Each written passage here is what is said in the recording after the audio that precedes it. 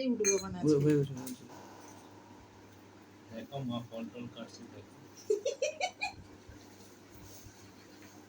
আপনারা এখন দেখছেন কি বলে মৌমিতা দাসের নাকি মৌ দাসের মনিকা মনিকা দাস নেই এখন। এই সাবা মনিকা দাসের ঠাকুমাকে বাড়িতে তুলবো আজকে ঠাকুমা শাড়ি তুলে পাচ্ছেন শনি সত্যনারায়ণ পুজো। এখন চলছে ফল বানানোর পদ্ধতি। এই যেতে ভালো ইয়ে করে তো আমি কাটবো না, উঠে যাবো এখান থেকে। দেখাও ফল বানানোটা দেখাও।